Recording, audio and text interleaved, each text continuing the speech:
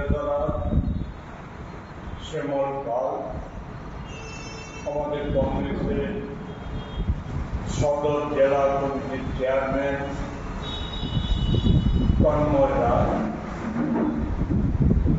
আমরা যে বিষয়টা আজকে আপনাদের মাধ্যমে আগরতলাবাসী, রাজ্যবাসী এবং বর্তমান আগরতলা এবং রাজ্যের কর্ণধারদের নজরে নিয়ে যাওয়ার জন্য যে বিষয়টা বলার জন্য এখানে উপস্থিত হয়েছি, সেই প্রসঙ্গে খুব স্বল্প পরিসরে কয়েকটি কথা তুলে ধরতে চাই।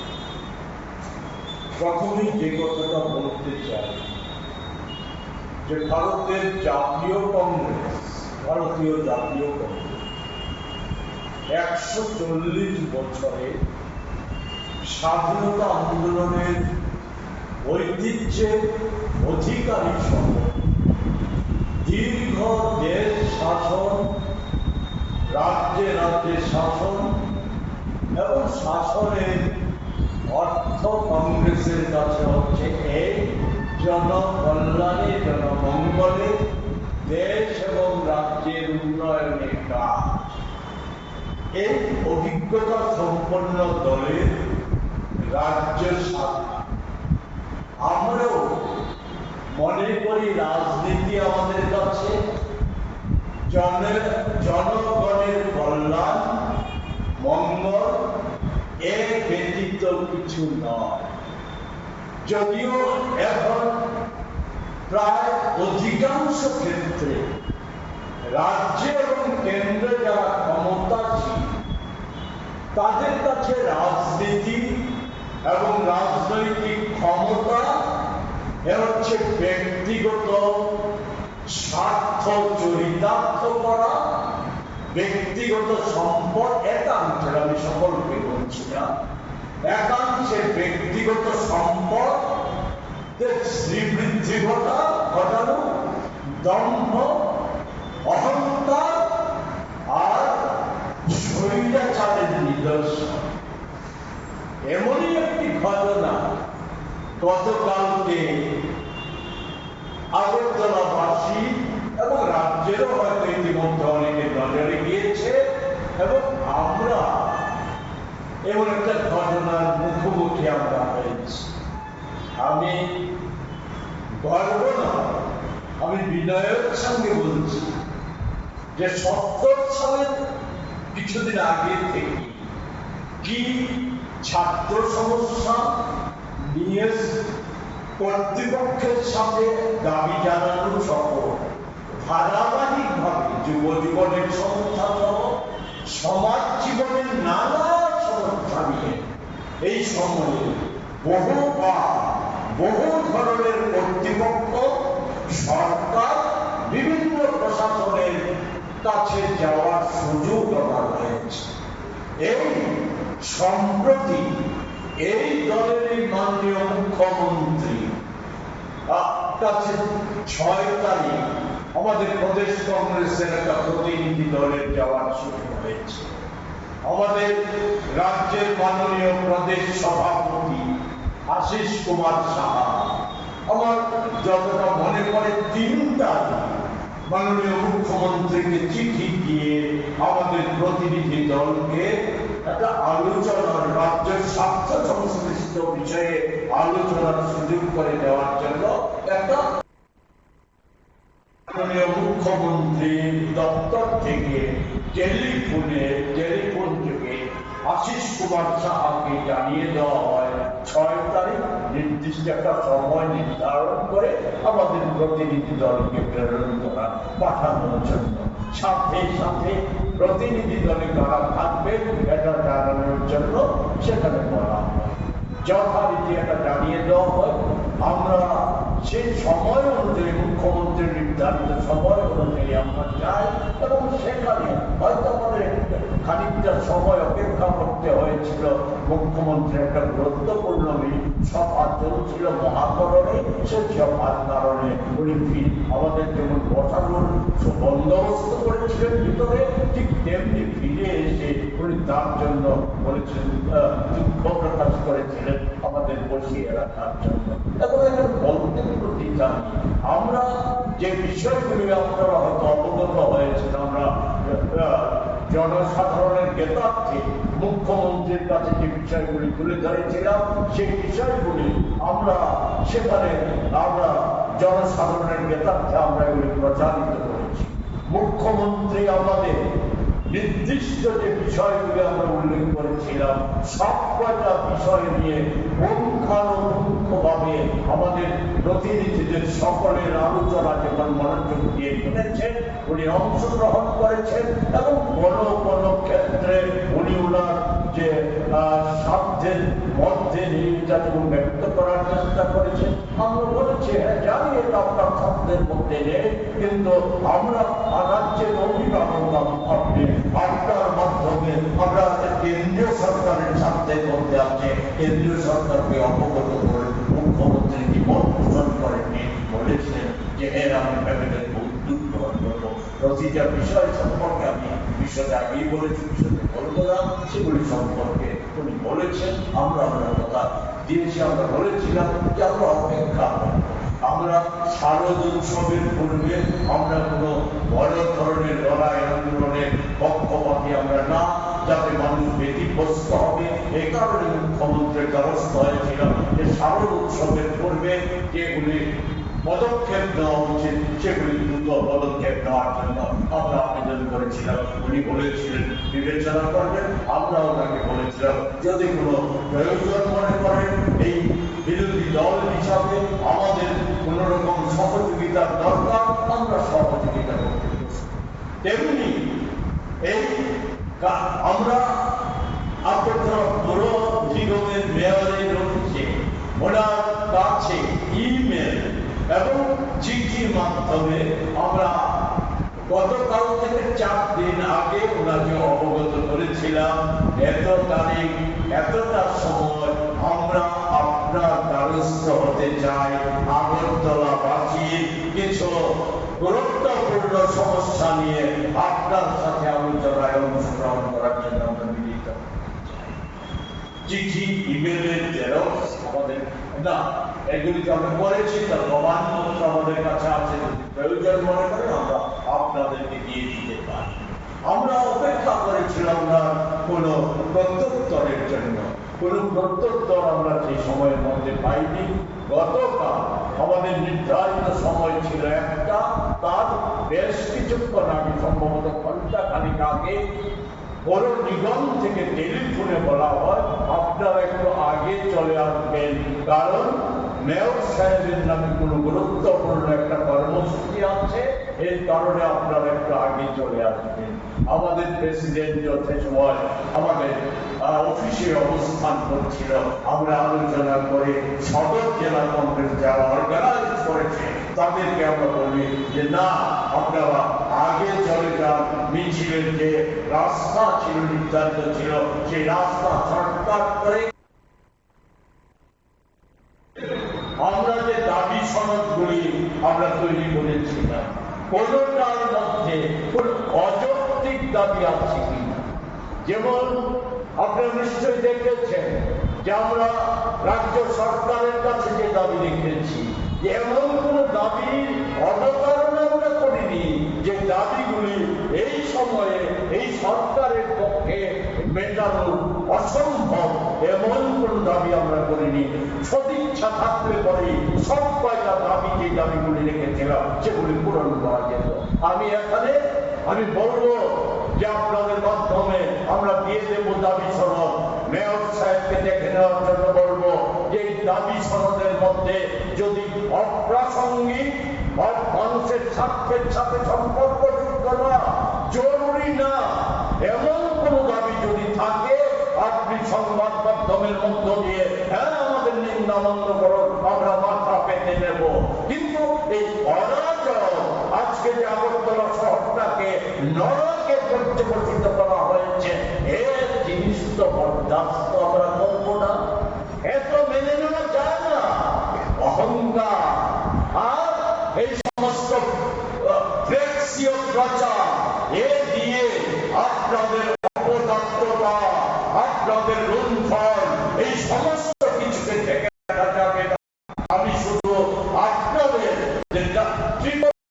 প্রথম ইঞ্জিন নরেন্দ্র মোদীজি যে ইঞ্জিন চালায়, সেই ইঞ্জিনের যে নগর উন্নয়ন দপ্তর, তাদের যে 2024-25 পর্যালোচনামূলক রিপোর্ট, সেই রিপোর্টের ছোট্ট একটা অংশ আমি তুলে ধরছি আপনাদের বিবেচনার জন্য। কৈফিয়ত চাইবেন, রাজ্যবাসীর কাছে, আগরতলাবাসীর কাছে কৈফিয়ত চাইবেন যে আমরা তো এই শুনলাম কিছুদিন আগে, আমি মুখ্যমন্ত্রীকে বলেছিলাম, আপনি বলেছেন 95% স্মার্ট সিটির কাজ শেষ, এবং যে প্রকল্পে যতটা অর্থ খরচের কথা, আর আপনার স্মার্ট সিটি প্রকল্পের যে সিইও সাহেব, যেখানে যিনি বলা যায় এই আগরতলা শহরে অরাজক পরিস্থিতি একের পর এক সৃষ্টি করতে সহায়ক ভূমিকা নিচ্ছেন, সেই সিইও সাহেবের তথ্যে তো মিল নেই। উনি বলছেন 100% কাজ শেষ। ওনার হিসাব অনুযায়ী 800 কোটি টাকা স্মার্ট সিটি প্রকল্প এবং এডিবির 500 কোটি টাকা। তো নির্ভর কি আমার কথা, দেশে 71টা শহরকে চিহ্নিত করা হয়েছে। এই হিসাবে চিহ্নিত করা হয়েছিল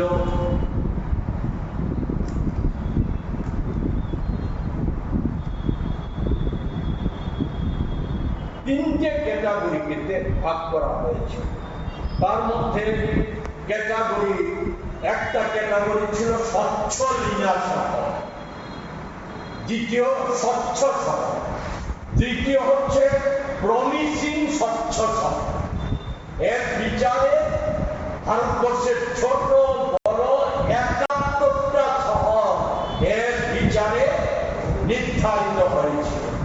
এই 71টা শহরে পর্যালোচনা রিপোর্টের নিরিখে গত 17 এপ্রিল কেন্দ্রে দিল্লিতে এই তাদেরকে যে চিহ্নিত শহরগুলির নাম ঘোষণা করে পুরস্কার দেওয়া হয়েছিল। 71টার মধ্যে 3 ক্যাটাগরিতে আগরতলার কোনো জায়গা নেই। তিলোত্তমা শহর, আর আমাদের গর্বের আগরতলা, সেই সমস্ত উন্নয়নের গল্প, আর আমাদের রাজ্যে 18 সালের ওই প্যারাসুট ড্রপার মুখ্যমন্ত্রী 18 সালের বন্যায় জল জমে যাওয়া বনমালীপুরে আপনাদের সকলেরই মনে আছে যে হাঁটুর সমান জলে দাঁড়িয়ে উনি বলেছিলেন শুধু বনমালীপুরে 3000 কোটি টাকার প্রকল্প রূপায়িত হতে যাচ্ছে আগামী 1 বছর পর। আর শুধু বনমালীপুর না, আগরতলা শহরে কোথাও পিচের রাস্তায় জল থাকবে না। আর আজকের অবস্থা কি, আমি এগুলি কি অভিজ্ঞতা, যেন এটা আমরা কোন বর্ডার অতিক্রম করতে যাচ্ছি। 144 না, রেস্ট্রিক্টেড এলাকা না, পৌর নিগমের ঢোকার মুখটা, সেই মুখটা ব্যারিকেড দিয়ে বন্ধ করে অসংখ্য পুলিশ, আমাদের ওই সদর এসডিপিও সহ পশ্চিম থানার ইন্সপেক্টর, আরো একাধিক পুলিশ অফিসারের সমাগম সেখানে বলা যায় যে অসংখ্য পুলিশ দিয়ে সেখানে একটা সন্ত্রস্ত পরিবেশ তৈরি সেখানে চেষ্টা করে।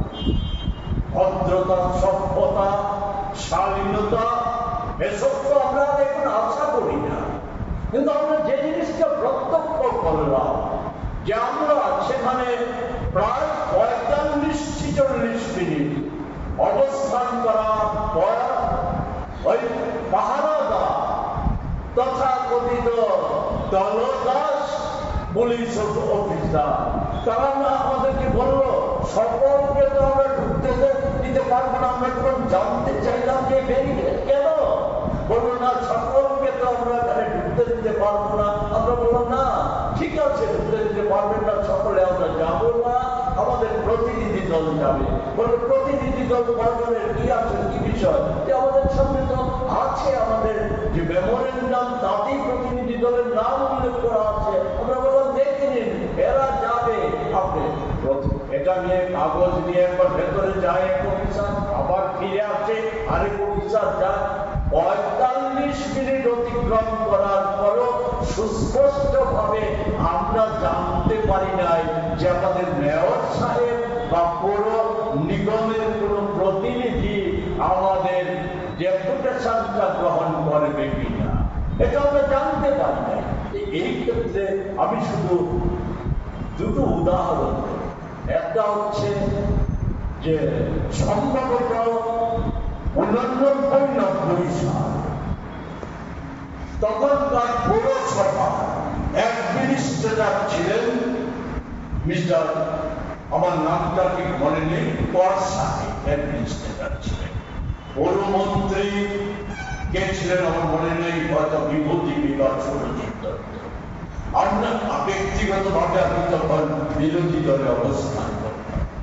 আমরা পৌরসভার কাছে একটা জনস্বার্থ সংশ্লিষ্ট বিষয় নিয়ে আমরা ডেপুটেশনে গিয়েছিলাম বিকেল 4টায়। সেই সময় পৌরসভার ভেতরে চেয়ারম্যানের ঘরে সেখানে সংশ্লিষ্ট দপ্তরের মন্ত্রী, অফিসার এবং অ্যাডমিনিস্ট্রেটরের মিটিং চলছিল। ওনারা খবর পাঠায় যে আমাদেরকে অপেক্ষা করতে বলেন, যে আমরা অপেক্ষা করুন, মিটিং শেষে অ্যাডমিনিস্ট্রেটর সাহেব আমাদের সাথে কথা বলেন। আমরা অপেক্ষা করেছি, স্লোগান চলছিল।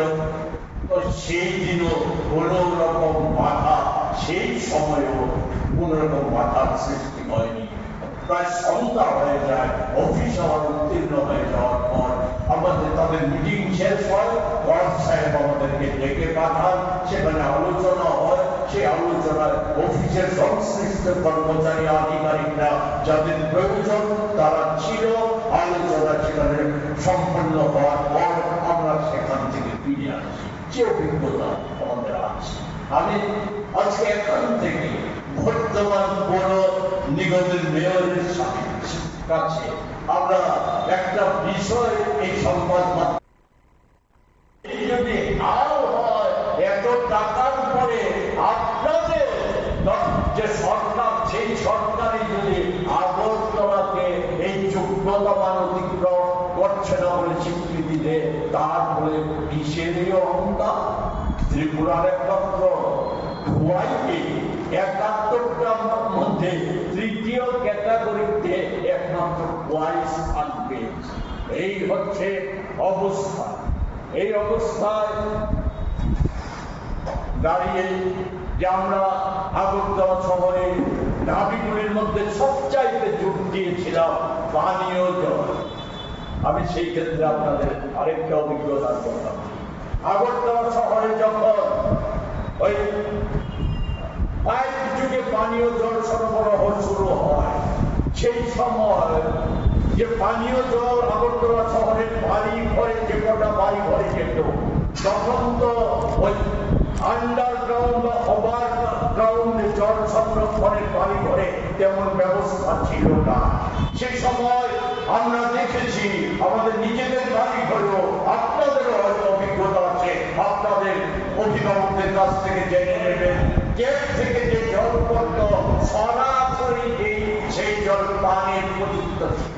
আর আজকে একুয়াগার্ড লাগিয়েও এই 7.5 বছরে এতটাই জল জীবন মিশন আর অটল জলধারা প্রকল্প এতটাই উন্নতি সাধন করেছে যে একুয়াগার্ড লাগিয়েও এমনকি মুখ্যমন্ত্রীর এলাকা এবং আগরতলার মেয়র সাহেবের এলাকা, ওই এলাকায়ও গত 4 মাস ধরে সেখানে জন্ডিস, টাইফয়েড এসবের ব্যাপকতা বাড়ছে, মৃত্যু ঘটে গেছে আমাদের হাসপাতালে এবং ডাক্তারদের প্রাইভেট চেম্বারে রোগীর ভিড় বাড়ছে।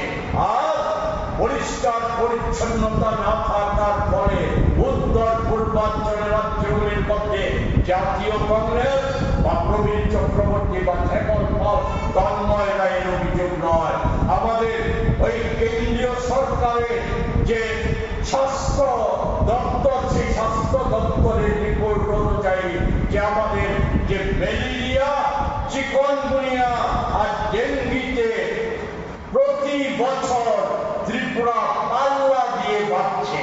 এরকে আগরতলাকে বাদ দিয়ে না, আগরতলাকে বাদ দিয়ে নয়। আমাদের মাত্র ৪৪ লক্ষ মানুষ, আসামে ৩ কোটির বেশি মানুষ, তারপরেও ম্যালেরিয়া আক্রান্তের রোগীর সংখ্যা ত্রিপুরা প্রথম, উত্তর পূর্বাঞ্চলে ডেঙ্গিতে প্রথম, চিকনগুনিয়ায় প্রথম।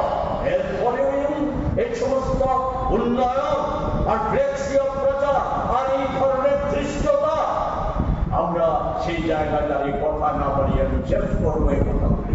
দাবি স্মরণকে আপনাদের কাছে দিয়ে দিচ্ছি, আপনারা বিচার বিশ্লেষণ করবেন, প্রচার করবেন।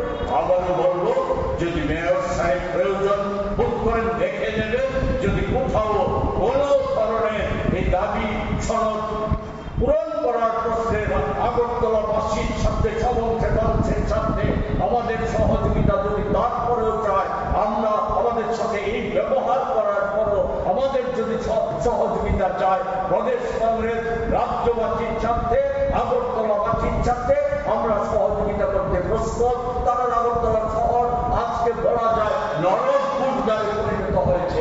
আমাদের সহকর্মী সমর পাল বলার চেষ্টা করেছিল, জানানোর চেষ্টা করেছিল, আমাদের জিবি হাসপাতালের সামনে এই সমস্ত নাটক তো কিছুদিন পরপরই হয়, উচ্ছেদ হেন তেন। এগুলি তো বিজেপির একটা অংশের লোকেদের, ওই পেটুয়া লোকদের, যারা এই হচ্ছে তাদের উপার্জনের পথ, তাদেরকে উপার্জনের বেআইনি পথ উপার্জনের রাস্তা করে দেওয়া হয়।